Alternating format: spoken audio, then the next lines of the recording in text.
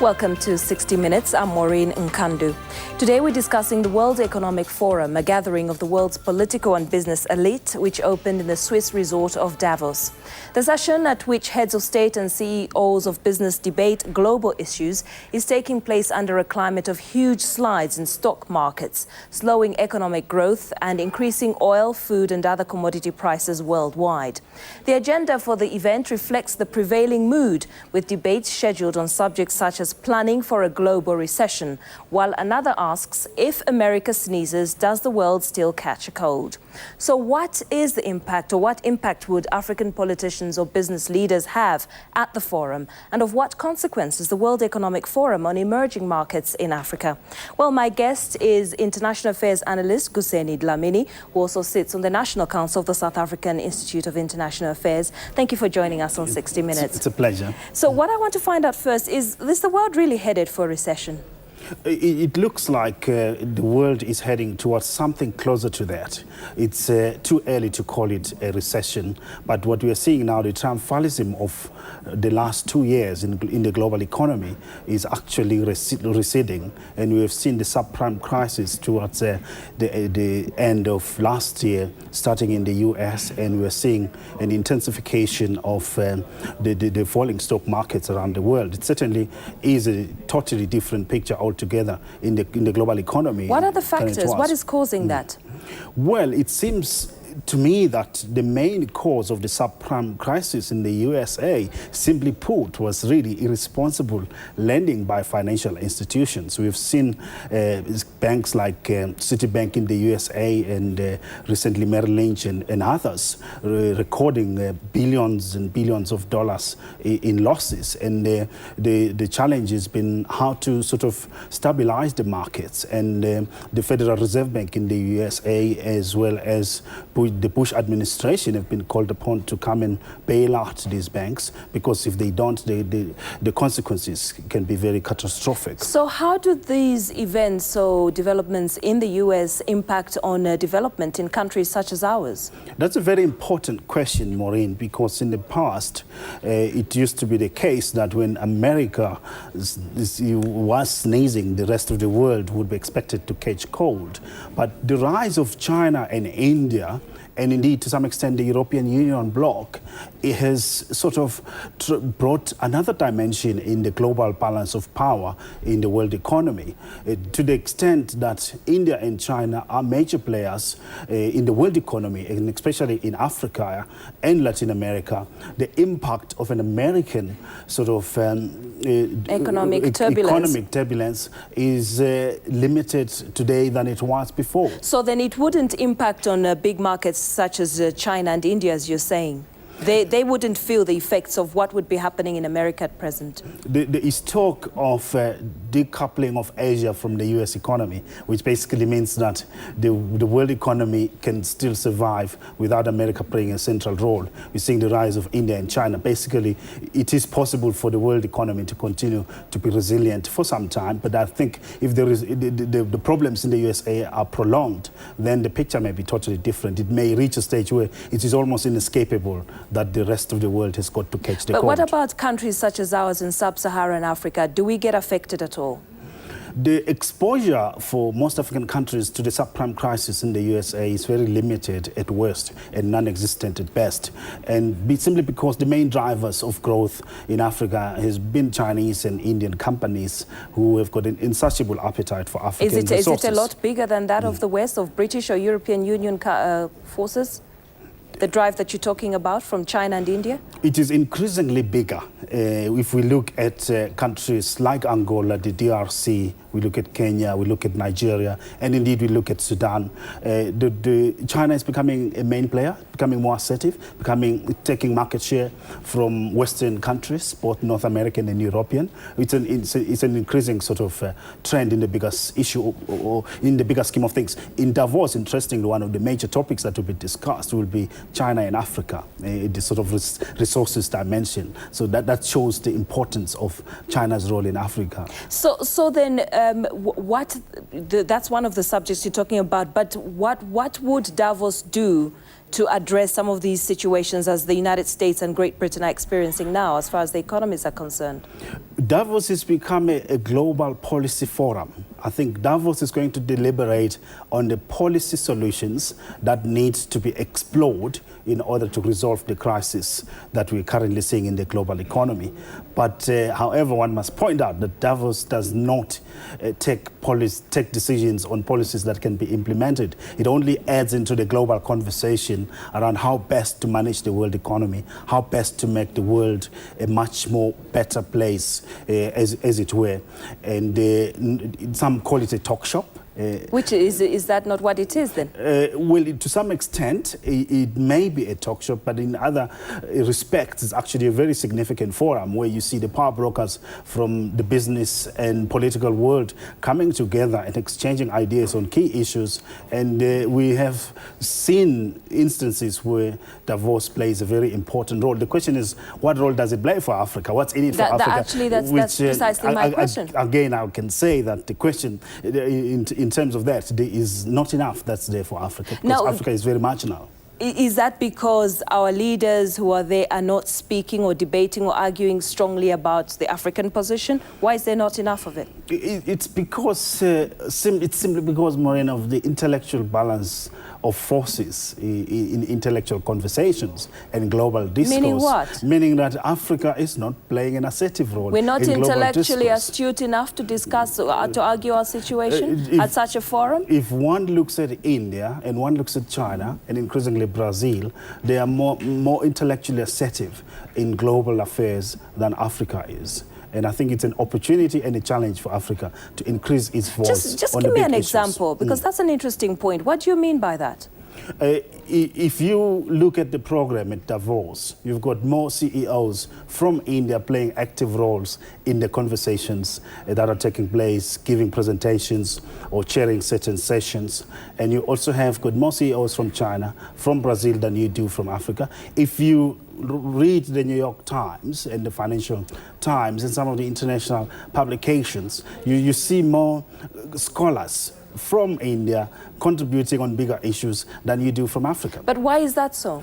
It is simply because we have not taken up the challenge of asserting ourselves in order to reposition Africa in the mainstream of global affairs. But is it a question of taking up the challenge to assert ourselves, or is it because we just feel that it's a platform of no relevance to us?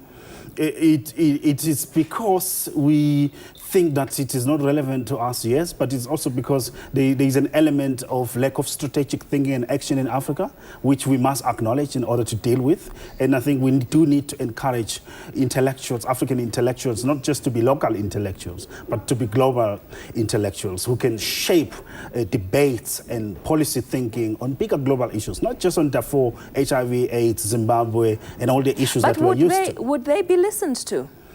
Well, it depends on whether you advance a compelling argument, and I think they will be listened to. I mean, let's not forget that India in 1947 got its independence, was a marginal player in global affairs. They didn't have many intellectuals. But today you've got many Indian scholars at Harvard, at Cambridge, at Oxford, around the world, and you've got many Indian scholars. Just as much as you have African scholars at that level. I mean, Africa has a reservoir of intellectuals. Someone has said the highest number of PhD holders are actually found on the African continent.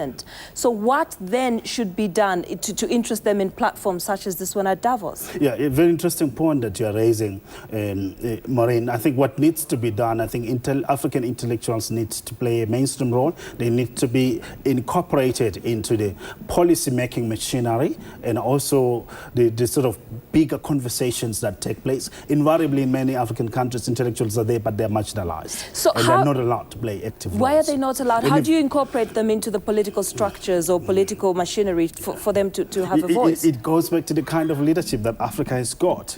We have had pockets of anti-intellectualism in certain African countries where you've got leaders that suppress intellectuals and therefore will not respect them. Some African leaders will prefer to go to Harvard and ask Harvard professors to advise them and leave their own professors in their home country. Even, I can mention in many countries where the presidents are advised by foreign intellectuals and yet they have their own home intellectuals. So if we don't embrace the intellectual contribution of our own people, how do you expect the world to do that? But is it going to be through a structured system such as the one you're talking about, where political leaders would have to bring them on board? Or is there another avenue that some of these very talented, intellectually astute people can be seen on such World Forum and argue the cause for Africa? You need a very dynamic process, both structured and unstructured. And again, intellectuals have got out there, say as well, African intellectuals have to take the blame, because they can't just be spoon-fed and they can't just wait to be incorporated by leaders. By virtue of being an intellectual, it means you must be innovative, you must be creative, you must create spaces where your ideas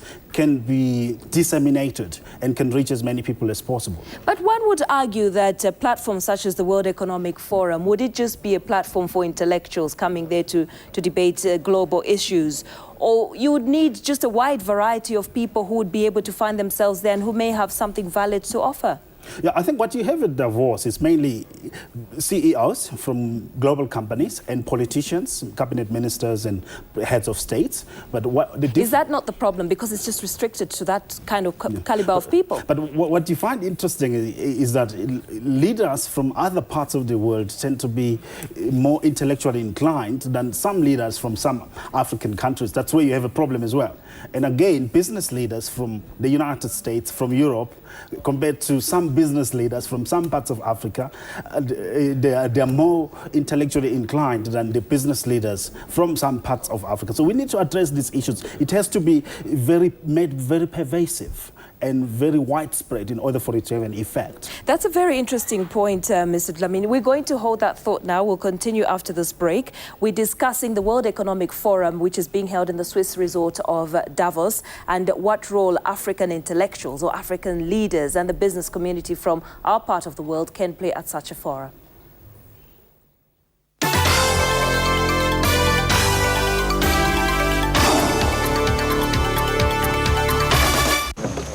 25-year-old Lumama Buseki is a pygmy.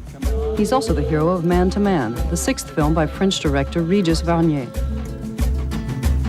From real life to make-believe, one man's journey into the world of cinema. Nothing in Lumoma's life suggested he'd end up in the movies, but here he is in South Africa at a big-budget European film shoot. Lumama's Journey, Saturday the 2nd at 9 on SABC Africa.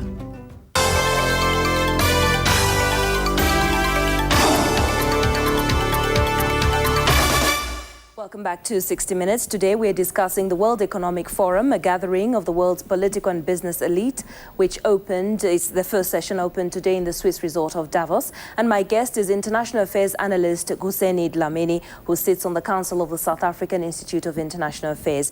Now, just before we took the break, we were talking about the role that African intellectuals can play at a platform such as the one at Davos. I just want to make reference to one of the articles that you wrote in a leading newspaper here in South Africa, which says that developing countries such as South Africa should position themselves at the forefront of global conversation at sessions such as those at the World Economic Forum. Just exactly what do you mean by that? I'm saying that developing countries like South Africa and indeed the rest of Africa have got to shape the global conversation, the debate around that frames the way in which they are perceived globally. Invariably, you find that developing countries are always recipients of knowledge rather than producers of knowledge. And they tend to wait to be defined by the Western countries. I'm saying we should define ourselves. We should determine how others even define us as developing countries. And I think platforms like the World Economic Forum play a very, very important role. You will not have a situation where somebody from England is an authority on India and Indians rely on them to define themselves. But you have lots of people masquerading as experts on Africa in the Western world, defining what it means to be African, how Africans behave. So I'm basically saying there is an opportunity for us to rebrand ourselves by reclaiming the conversation that impacts on how we are perceived by others globally. Is it at a situation or in a setting such as that at Davos, as we're seeing at the World Economic Forum, or is it more of a deep-rooted problem? Because there must be a reason why, according to you, Africans are not asserting themselves in the global dialogue. Yes, platforms like Davos are very important because, as you'll see over the next couple of days, CNN and Sky News and indeed SABC Africa here will be looking at what is happening there. So that's a very important opportunity. So to engage strategically, I think we must develop strategies to identify the key global